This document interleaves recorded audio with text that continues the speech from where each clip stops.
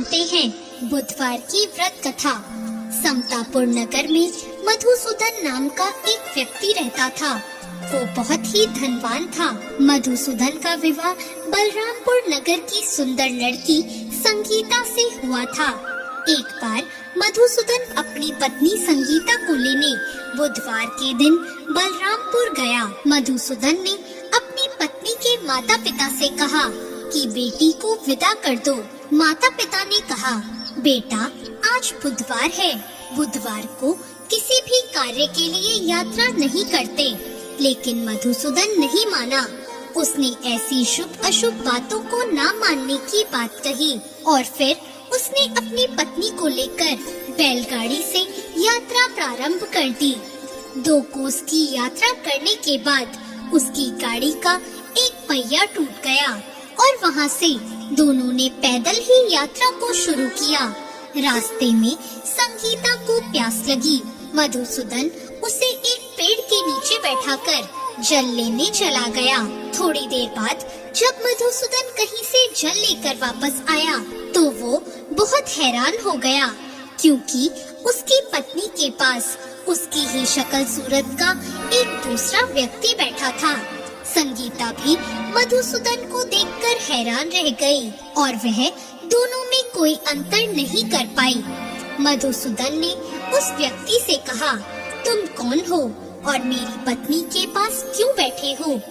मधुसूदन की बात सुनकर उस व्यक्ति ने कहा, अरे भाई, ये मेरी पत्नी संगीता है।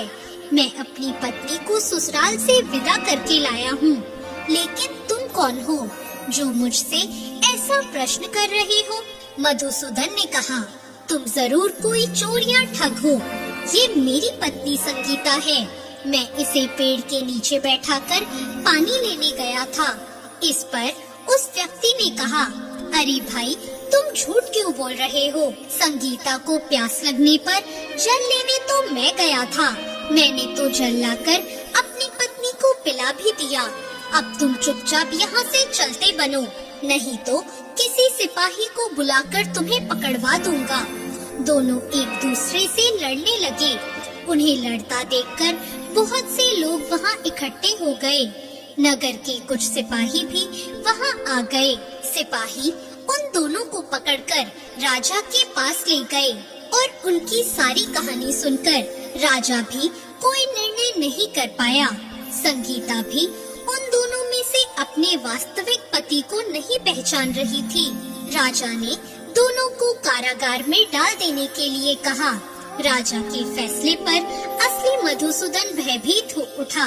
तभी आकाशवाणी हुई, मधुसूदन, तूने संगीता के माता पिता की बात नहीं मानी और बुधवार के दिन अपनी पत्नी को अपने ससुराल से लेकर घर की ओर प्रस्थान किया। यह सब भगवान बुद्ध देव का प्रकोप है। मधुसूदन ने भगवान बुद्ध देव से प्रार्थना की कि हे भगवान, मुझे क्षमा कर दीजिए। मुझसे बहुत बड़ी गलती हुई है। भविष्य में मैं कभी ऐसा नहीं करूँगा। मधुसूदन के प्रार्थना करने से भगवान बुद्ध देव ने उसे क्षमा कर दिया और तभी दूसरा व्यक्ति राजा के सामने से गायब हो गया। राजा और दूसरे लोग इस चमत्कार को देखकर हैरान रह गए। भगवान बुद्ध देव की इस अनुकंपा से राजा ने मधुसूदन और उसकी पत्नी को सम्मान पूर्वक विदा किया। दोनों समतापुर की ओर चल दिए। मधुसूदन और उसकी पत्नी दोनों बुधवार को व्रत करते हुए आनंद पूर्वक अपना जीवन बिताने लगे और इसी तरह भगवान बुद्ध देव की कृपा से उनके यहाँ खुशियाँ बरसने लगी।